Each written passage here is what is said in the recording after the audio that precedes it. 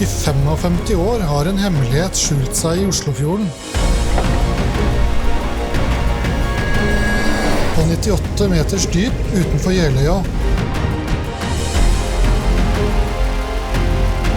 Et spektakulært vrak med en uvanlig last. Vi har dykket på MS Kombi.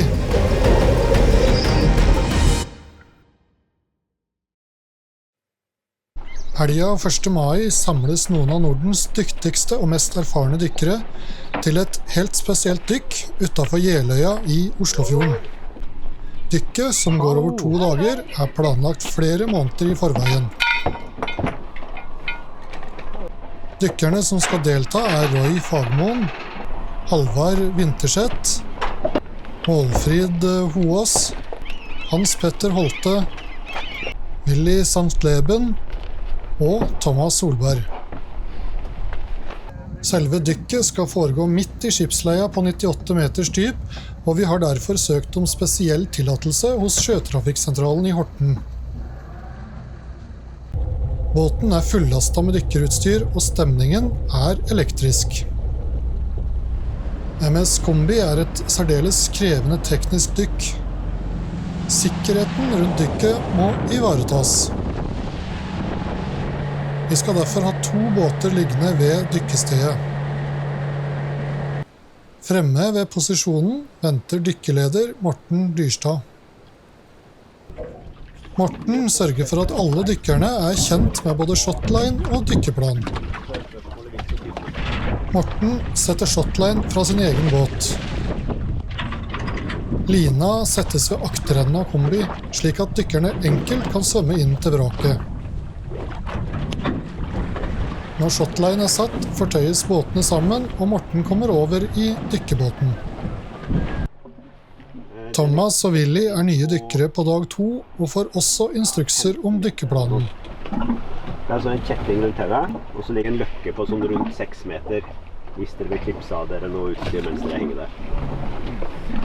Så da har dere 2 liner som står cirka så langt fra hverandre opp da. Det er utgangspunktet. Og begge virker.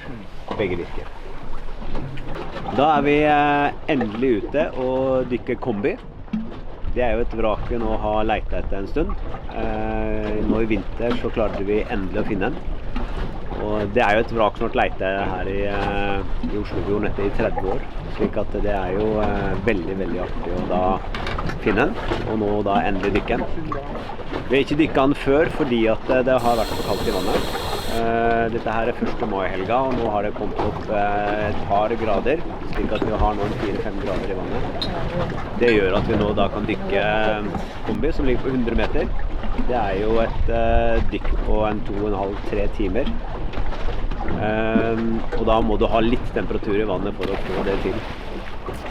Så nå er vi her, endelig. Og vi har 4 dykkere I vannet nå. I og med at det er et dykk som går på 2,5 timer, så passer vi på at dykkerne møtes cirka da på en sånn 40-50 meter. Der vil det første dykkerparet bruke garanti, og da har du også da det andre dykkerparet kan da bistå og hjelpe hvis de første har fått noen problemer. Vi kan følge de her på skjermen. Vi ser at nå er de inne på 70 meter, og du ser 2 utslag på 2 dykkere. Og de er da på vei, og de møter vraken opp rundt sånn 85 da. Du ser vraket stikke opp her på skjermen. Det gjør at ved å bruke det oppsettet her, så klarer vi å følge med at dykkerne følger den profilen som er forutsatt. Så her har vi full kontroll. Dykkerne følger nå shotline ned til vraket. De bruker bare drøye 10 minutter ned til bunnen på 98 meters dyp. Når dykkerne forlater shotline nede ved vraket, så brukes det en guideline. Guidelinen skal sørge for at dykkerne finner tilbake til shotline ved avsluttet dykk. Det første vi ser er nedre bakre del av styrhuset på kombi.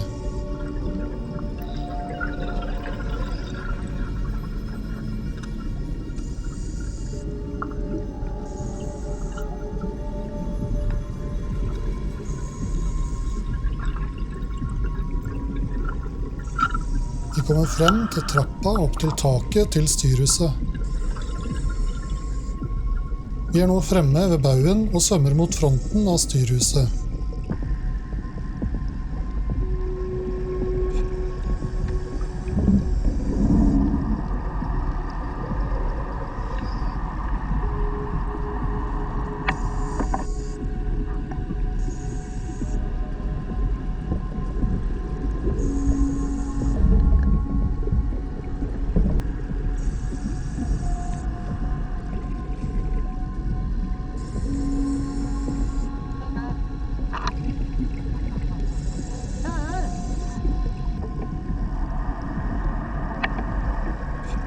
Flere av vinduene er åpne, og det er mulig å se inn i selve styrhuset.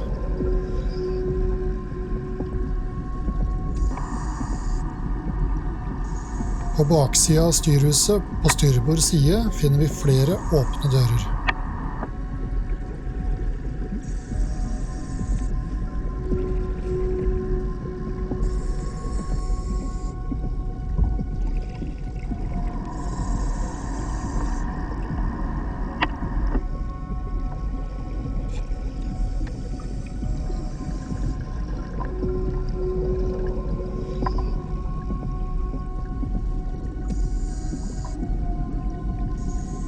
Vi er nå ved det fremste vinduet på babord side av styrhuset.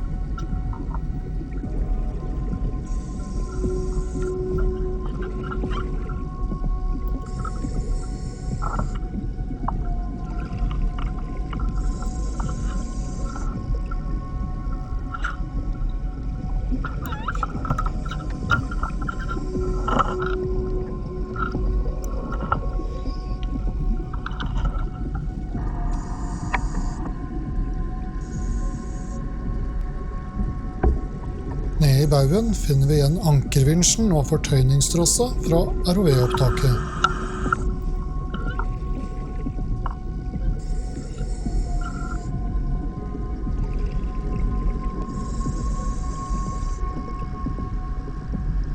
Ved babord side ved styrhuset finner vi også igjen livbåten.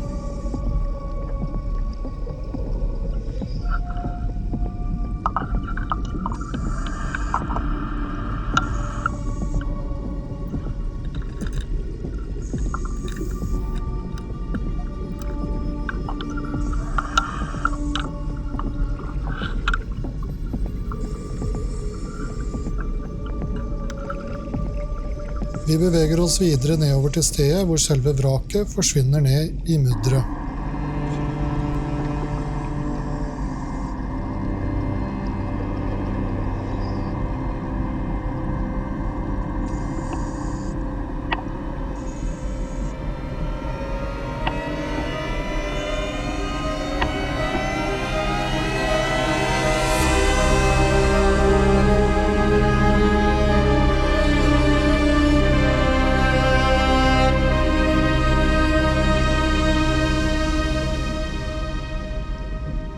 Nede i mørket åpenbarer det seg en dumper, et svært uvanlig funn.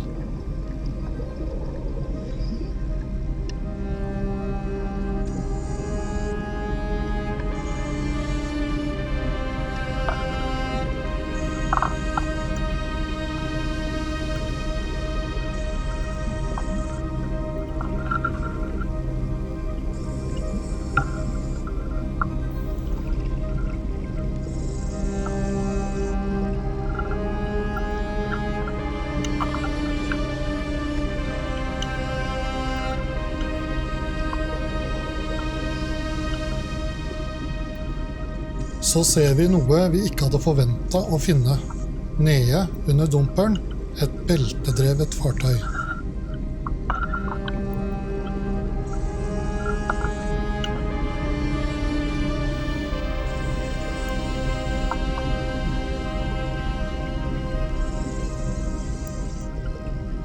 Mens vi flytter oss videre akterut, oppdager vi enda en dumper, liggende på sida under den første.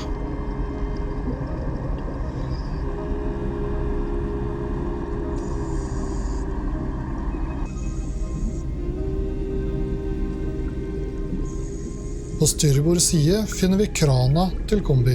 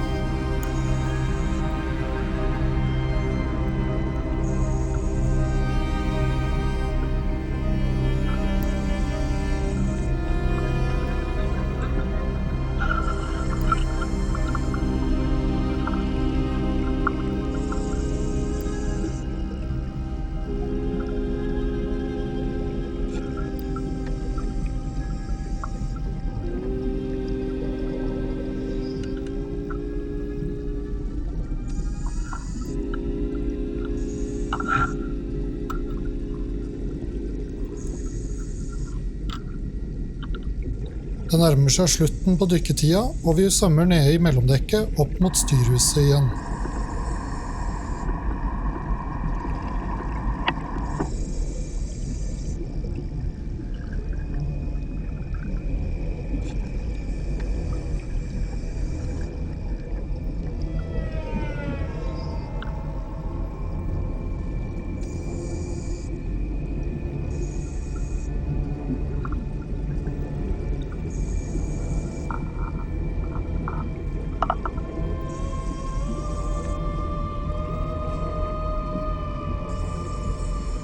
Her i hjertet av vraket finner vi en gravemaskin stående halvveis inn under dekk.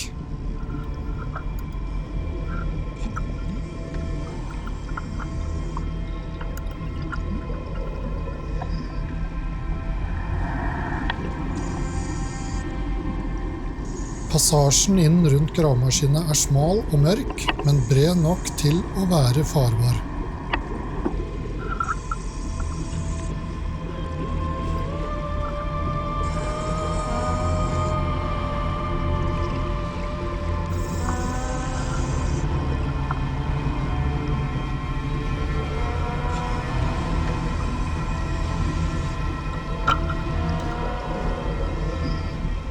En helt utrolig avslutning på dykket.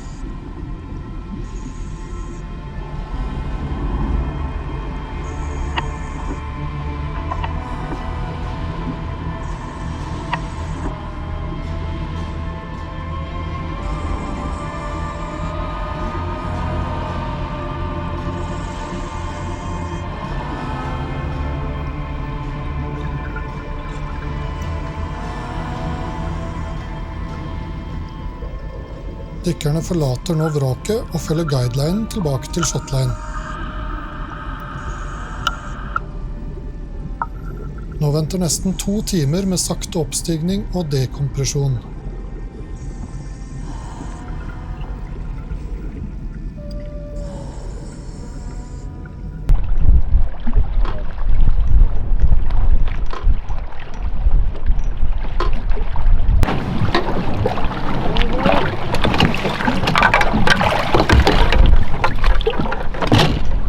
Ja, det var gøy det. Tøft. Jævlig bra. Ja, det var moro. Jævlig tøft. Hva fant du dumperne? Det står oppå hverandre 2 stykker. Nei, så tøft. Og en gravemaskin, det står inn under styrhuset i lasterommet. Med grabben ut av lasterommet. Jævlig tøft. Det er så kult. Ja, det er gøy også. Ja, fy faen. Det er nice. Det var akkurat det vi drømte om. Ja. De overholder. Jeg så du smilte når du kom skuter av det. Det var smilet litt i skuteren. Jævlig bra. Ja, det helvete, det var bra. Faen meg kult. Gravemaskin og greier. Ja, det er fantastisk bra. Gravemaskin. Jævlig tøft. På 100 meter. Er det god gammel brøyt, eller? Jeg klarte ikke å se det. Det var en julegravemaskin. Julegraver? Ja. Ja, moro også. Fy søren. Vi var helt, ikke helt på bånd, men så ned på bånd av shotline. Ja. Og så at det stod 2 dumper opp hverandre. Ja, det er moro også. Og den gravemaskinen som stikker ut av lasterommet under styrhuset der. Ja, det er kult. Der er det plass til å gå på innsida da. Så vi kommer rundt på andre siden av gravemaskinen, inne i lasterommet under styrhuset. Så det er mye å gjøre her. Dette var et satans bra nytt. Det var helt sinnssykt bra. Det neste dykkerparet, Hans Petter og Målfrid, er også kommet til overflaten. Her preker vi dykking. Hører riktig om det både det ene og det andre her. Det er gravemaskin og dumper, og ja, 2 dumper i hvert fall. Siste dykkerparet til overflata er Thomas og Willy. Juhu!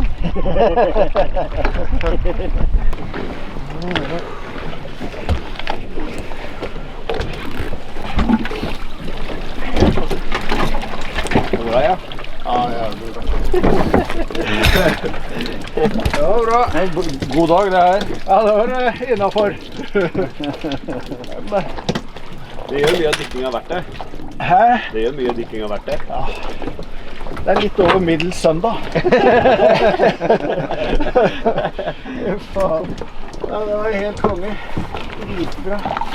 Ja, det her er omtrent så kult et bra kan bli. Faktisk, Ja. uten at det er krigsfolk og ligger i Oslofjorden med stein.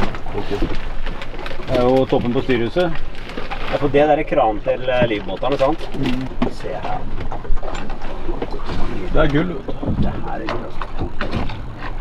Så ligger det der. Pepsflåte. Pipflåta.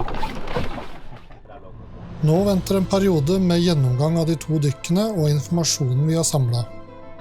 MS Kombi har mer historie å fortelle, og planlegging av flere dykk er allerede i gang. Hva var det egentlig som skjedde når Kombi gikk ned, og hva var årsaken? Og skjuler Kombi flere hemmeligheter? Historien om MS Kombi slutter ikke her.